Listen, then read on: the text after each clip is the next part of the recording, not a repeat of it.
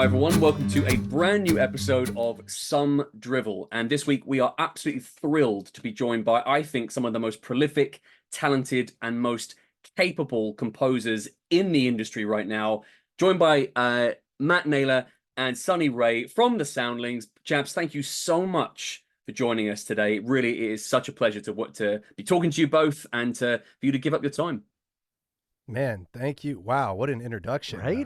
I don't know if I could live up to that. Exactly. I wish I could say that I was high-tech enough to have had an auto cue like somewhere off screen, but that was just off the dome, baby. I'm just coming Dude, in. Dang, thank you. Nailed it. Nailed it. Bringing some UK professionalism. I thought you were introducing someone else for a second. I was like, maybe we're second. I don't know.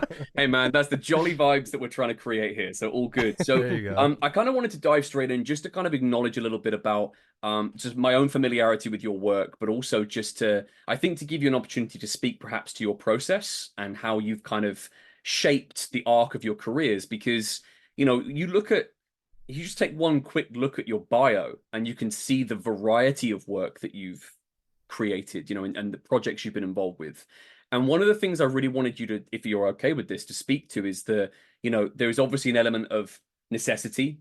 You're working, you want to secure those contracts. There's a practical element to that. But how much of it is determined by preference, by you looking at something and going, we're a good fit for this?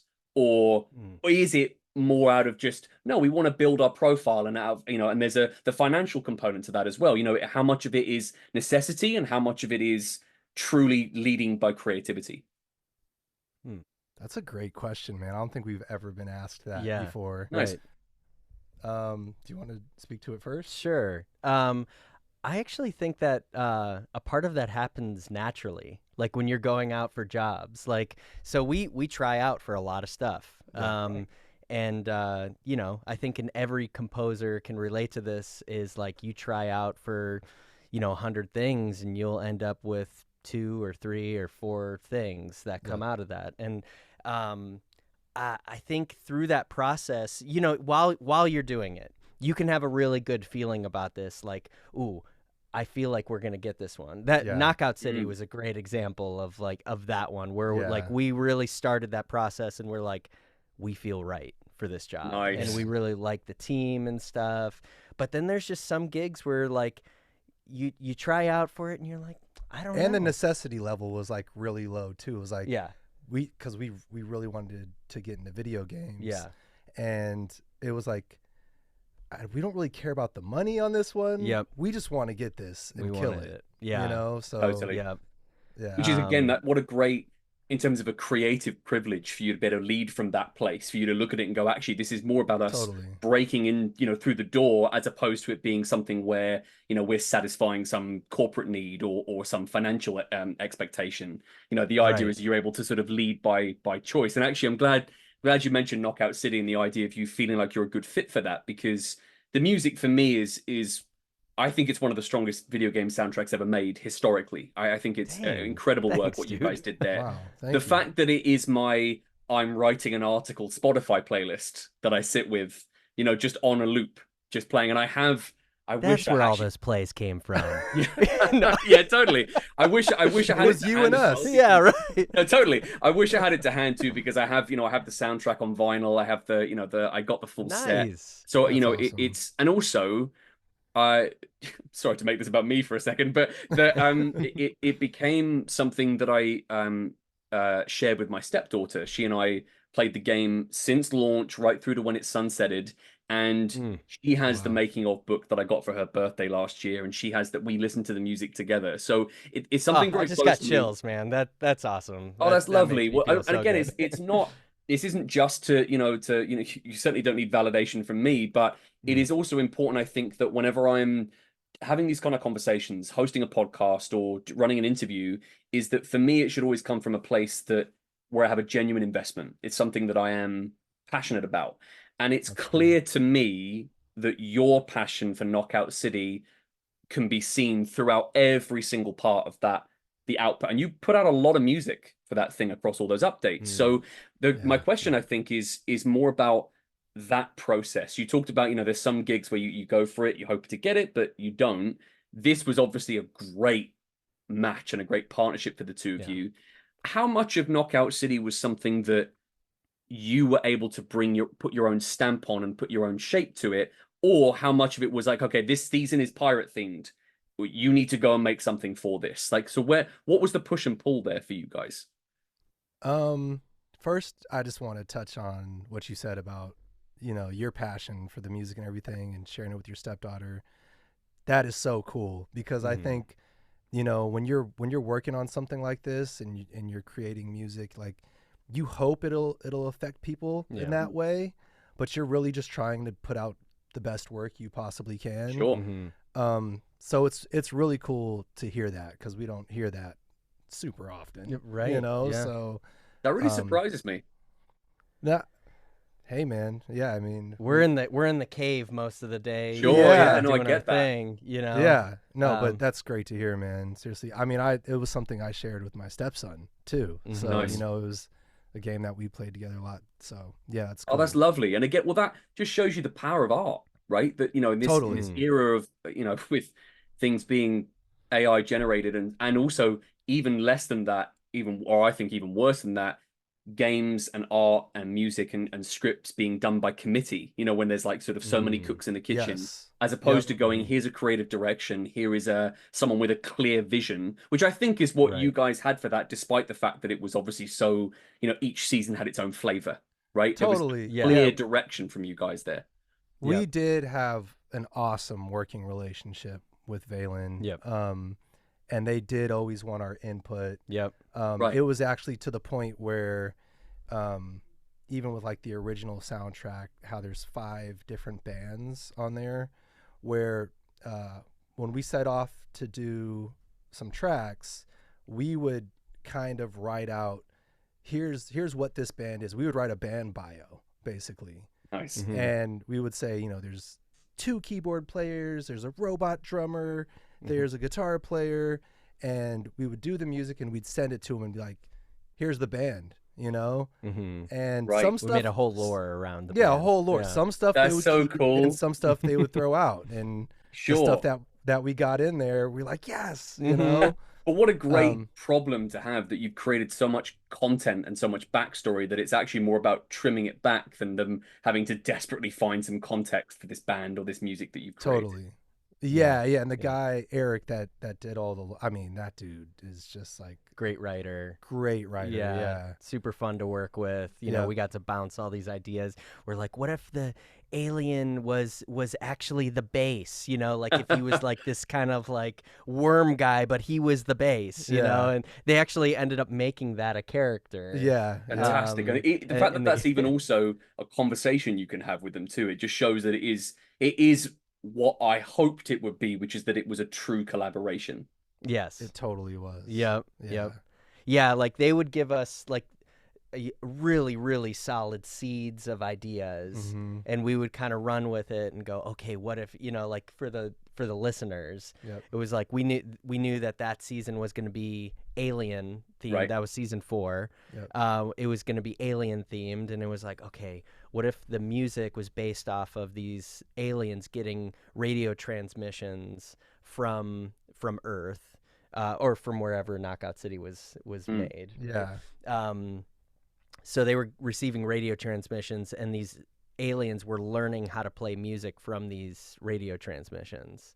Oh, I love that. It was like, think about that. To even have had that thought process just shows you how much, how much sort of pure creativity went into every facet of that production. So that, in terms of lead time for you, like how long, in terms of like them saying, okay, we know the broad strokes of the theme we're shooting for, say, for a couple seasons ahead, or were you very much like, season 2, you're working on season 3 while season 2 is live? You know, how much lead time did you get for each of these seasons? That's how it was. Oh, right. Okay. Yeah.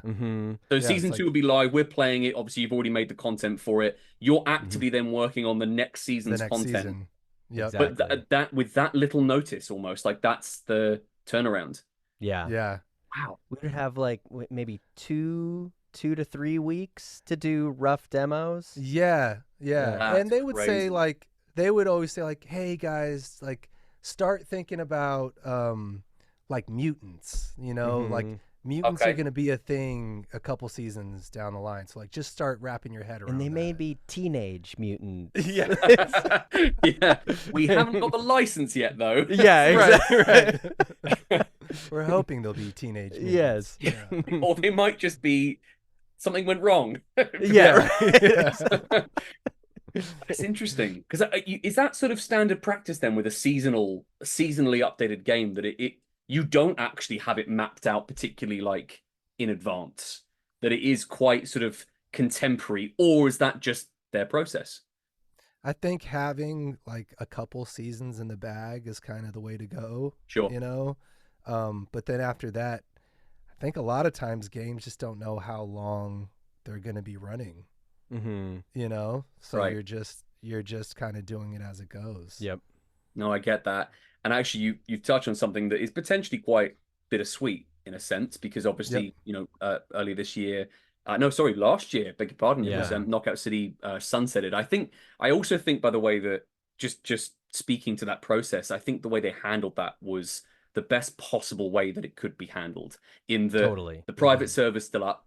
You can still play that game with all of the cosmetics unlocked, all the music there preserved. They put everything out on vinyl and Spotify, which is great.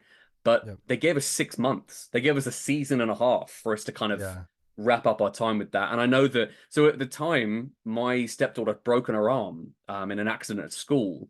And we started playing Knockout City together on the Switch, where we could have a Joy-Con each. She then took on catching and moving, and I took on jumping and throwing. And we had a Joy-Con each like this, because we knew that it was coming to an end. But she was like, I'm in a cast for 6 weeks, right towards the final part of Knockout City. So again, that it encouraged almost creativity on our side, right? So it was something that was a real celebration for us. We played it right up until those servers were switched off. So it was a great legacy for us in terms of something we experienced together. And I was wondering, especially now you've had probably some time removed from it, right? Like you would have, your work on it would probably have finished long before the actual sunset happens. Looking back on it now, what is the legacy of that game for you? Huge question. I know. Futurism. No. Yeah. Well, we got the record hanging up in our front room. Nice. For us, it's like that was our first game. Yeah. Wow, I didn't know that. It was so monumental in our careers. They didn't know that when they hired us either. Yeah. That's, by the way, that's right. We've done stuff. Yeah. VLAN, by the way. Yeah. No, it was monumental in our careers. So, it kind of, I don't know, it set the precedence for like our work going forward. Yep. And I think you feel the same way. Mm-hmm. To me, it's like our best body of work. It's a strong body of work for sure. Yeah. And I feel super happy with how it came out. It led us down this path where we created a whole business around it. I mean, once we got that gig, like we were scoring TV shows together. We were doing like a bunch of trailers, advertising, like all this stuff, writing songs before that moment. But like once we got that game, we're like, this is it.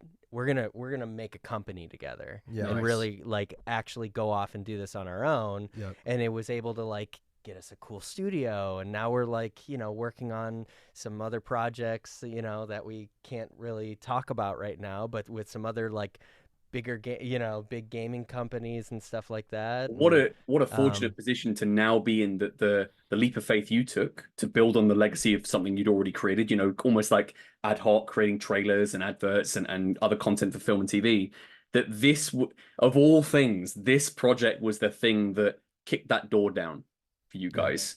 Do you think that sort of inherently means you have sort of an inbuilt gratitude for that project, to something that you kind of look at it and go, well, this was something that maybe 10 years from now you can look back on being a defining moment?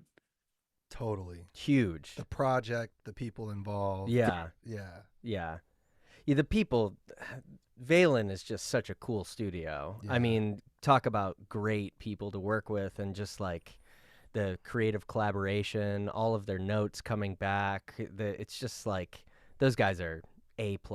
We got super lucky that was like our first experience. Yeah. It just made it so enjoyable. What a great problem to have, is that the bar is now set so high. That's so true. Yeah. It also, I suppose, gives you a really good metric for what you know how it can be done, what a true collaborative process looks like. And do you think that potentially that would shape and influence the kind of partners you then take on moving forward? And obviously, no, I don't want you to speak to anything specific, but because red dot sniper with an NDA to make sure we don't reveal anything. But do you think even subconsciously that's influenced perhaps your approach and how you deal with partners moving forward because of your experience with VLAN? 100%. Yeah. Good people hang out with good people. I mean, the stuff that we're doing with Unobtainium, the ad agency that we're working with a lot now, they started working on we started working on the Knockout City trailers with them. And they formed this whole company called Unobtainium, which we're doing a ton of ad work for. Sonic and Super Monkey Ball and all kinds of Final Fantasy and and they're great people. Brilliant. Yeah. That's, I think, in an era right now when we're looking at so many, the games industry is reeling from layoffs and from cutbacks and frankly bad decision making from larger publishers that have led to these things. It's really refreshing to hear that actually somewhere in the corner of the internet and the company that you've created is that there is possibility. There is a way through that, as long as you're working with the people with the right mindset. And that's something actually that you've helped me with my segue very well there, which was that in terms of your process working together, is it literally, has it always been, and is it currently the two of you? Yeah. That's it. It's always been the two of us, and it's currently the two of us. Yep. So I always... We are the Soundlings. Yeah, nice. So I always think of... I've always wanted to ask the Russo brothers this, and it's something I really wanted to ask you, which is that how the hell do you mediate a disagreement? A creative disagreement? Does it happen, first of all? And if it does, do you have a process for working through that difference of opinion? We play dodgeball. Yeah, exactly. No. We have a dodgeball room back here. Amazing. No, we have a ping pong room. Pong table. Yeah. Nice. Right, you're taking this soundtrack if I've got you best of three. Exactly, right. Oh, we should do that. No. Yeah, that wouldn't actually be good. I'd lose a lot. I don't know. I feel like we've both worked with a lot of people. Yeah. Collaborated a lot. And I think we both understand that your idea is not always the best idea. Mm-hmm. And I think there was just like some magic to our working relationship. Totally. Like, when we met, we worked good together, and we noticed it, and we're like, we should keep working together. So yeah, I don't know. It's just like kind of a natural thing with us, where it's like, okay, if you have an idea, I'm gonna really hear your idea out, and if it's better than mine, let's go with it. Let's go with that. Nice. So I don't think we ever have like arguments about it should be this way.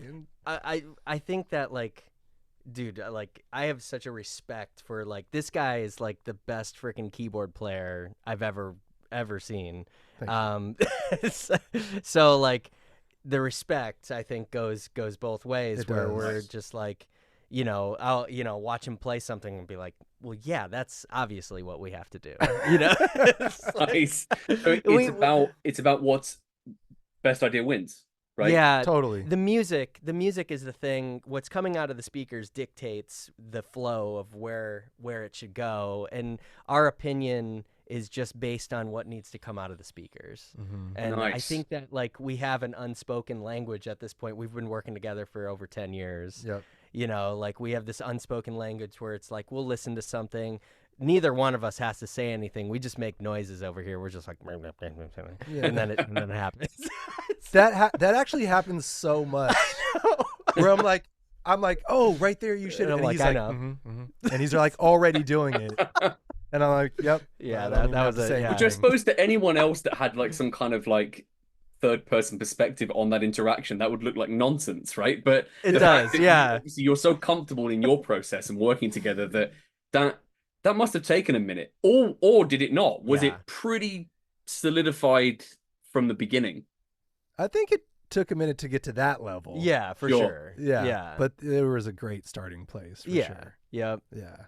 Yeah, we both came from different perspectives, which I think totally helped. Like like I came from more of like an engineering production background, with like doing a lot of session work and like big like like recording sessions with a bunch of musicians in the room and stuff. And like Sonny's just been always like a crazy good producer / musician, and like playing live and all that stuff really more helped. of the artist background. I've never been an artist, but I feel like that helps, you know what I mean, because it's just like I just want to stay in the background, right? You know, but it gives you that synergy, I suppose, because you're each able to play to your strengths within that, right? That's great. So actually that again beautifully constructed my segue there, so thank you for that. Is in terms of like moving forward now, given that you have this, really strong body of work to kind of to build on, is there, do you think, a renewed pressure that's kind of self-inflicted on yourselves because you've created something that is so identifiable and something you're so pleased with? Do you ever worry about that? I've spoken to people before, they talk about that sophomore slump, whether it's making a sequel album or working on a follow-up film, is that fear that can sometimes be creatively stifling, that what you're going to make is somehow not going to live up to what you've done previously. Has there ever been something that's crossed your mind, or do you treat it almost like this is a new take, new project, it's an opportunity for us? Oh God, I actually never thought about that. Now there's sorry, I don't mean to. I don't mean to now spread an insecurity to you, but it's something that someone myself, like when I've written stuff before, particularly for my own website, I can't help but look at my previous work and go, there's an element of, I could have written that paragraph better, or I could have structured that point more clearly. I have the same thing doing this when I've spoken to people where I've gone, I should have asked that. You can't help it almost sometimes. You kind of have that. It's probably an element of perfectionism that takes over. You sort of, you have pride in your work, right? I was just curious if that's ever something that you felt. Have you ever felt that sort of nervousness about something, or is it just you're comfortable with your process and you can just forge ahead? I think it's something that we think about all the time. Yeah. And I think that, like, I don't know. I think for me, I experienced that really like early on, like, in the first like 10 to 20 tracks, it's like, how the heck did that happen? How am I going to make that happen again? Yeah, it's so true. But that actually happened within Knockout City, I think. Yeah. After we finished the original soundtrack. Yes. We were like, how are we going to live up to that with all these seasons coming up? Especially since Valen loved it so much, and then like it started coming out and people were like singing along to it on Twitch and stuff like that. We were like, oh damn, people love this. It's a good problem to have, right? That's a fortunate position for you to be in a sense. But it was just, I'm fascinated by creativity and how that can sometimes be stifled. It's scary, but then it's like once you get in the studio and you start doing it, that stuff kind of just fades to the background when you get into the creative mode. And you stop thinking about it. You get a cool, rhythm or a cool melody going, and then it just starts rolling. We come here every day, regardless of what's going on. Because every, I would think like every composer's career, just like an actor, so anybody in the arts, it goes like this. It goes in waves, But we're here every day, 9 to 5, creating something. Something's coming out of speakers. And we were just yesterday. It was like you were making a dope beat over there, and I was like laying down a guitar part, and I'm like, I hate this. Like, I don't know what's happening to me right now, but I've forgotten how to write. It's done. Yeah, but then I came in here and I'm like, dude, what are you talking about? Yeah, this is like such a vibe. Yeah. Well, what great, reminder for each other that there is that sort of creative support in your process, and that it's something that clearly something that you have honed over the course of, like, was it 10 years you said? Over the course of that, of working together. And I look at something like that and I kind of, it's definitely the possibility of what is to follow that is the most exciting, I think. Certainly as a fan, as someone that's followed your work, and also someone that has very much enjoyed the stuff you did with Knockout City. You know, I obviously don't. I'm not digging for specifics, obviously, but are you able to say, you know, are you working with VLAN again, or is that something that's still a big? Can't speak to that yet. We can't speak to that yet, but they're definitely, you know, they're moving along and stuff, and we're like, you know, we are definitely we're talking to them and Nice. stuff, and they're great people. Yeah, nice. That's cool. No, again, as I say, I'm happy to include this in the recorded version. Now, I said off the top, you know, I'm not definitely not looking for, you know, some kind of easy headline, you know, with something. No, Like no, so yep. it's so important that these conversations, I think, feel really natural. Mhm. If anything, if nothing else, it's more me saying, I hope you do. I hope that that is the start of something, because clearly you have established a great working rapport with that studio, and it clearly fit your process as well. That's actually something just I wanted you guys to speak to, if you don't mind, which is that sort of in your day-to-day, I use the Knockout City soundtrack so often when I'm writing. It's almost like my working music. And I would imagine that for you guys, it might be quite tricky for you to have your own working music, like stuff you'd have in the background, that you might end up accidentally being influenced by in your own work. Is that possible for the two of you to have what you would consider to be, you know, like people put on the tunes when they're cooking, for instance, or if they're writing like I do? Is there something that you can use when you're in the studio, or is it headphones on, you are zoned in to what you're working on? We actually do use images a lot. Yeah. Right. Like whatever we're working on, we might, I'm trying to think of a good example. But like, you know, I might throw on like some anime on mute to just have like the images going, you know, or if we're working on something like like a trailer, you might throw on something that's like it, you know, and just have that on loop, and then you're working on the music, and then you just glance over every once in a while. It's like, oh, is this working? Yeah, it's working. You know, it's kind of like a visual cue almost. Totally. Was that anything that did you use anything like that with Knockout City when you're working on that game? I mean, the funny thing is, the first image we ever saw of Knockout City was the background on Valen's website. And we didn't even know it was Knockout City at the time. They didn't tell us. Right. But like they had described the game to us, and we were like, wait, that looks a lot like the background on their website. So we took a screenshot of it and just like had that. It was like the desktop for a long time. Nice. And we just like looked at that for the longest time until we actually got like game footage and stuff like that. Yeah. But that was sort of the first visual cue that we had. Yeah. Yeah. And it was just like a cityscape. Yep. Yeah. Brilliant. Well, listen, guys, thank you so much for your time with this. It's been an absolute pleasure talking to you both. And I think, you know, I know we alluded to this earlier, but that game, what you created across the soundtrack and everything that you identify with that title, it really left a mark on myself and my friends, my family. And I just wanted to express my gratitude to you both, because I just think it is, I truly believe it is one of the greatest video game complete soundtracks of all time. And I have you both to thank for that. So just maximum appreciation for everything you are and everything you've tried to achieve with that project and everything else.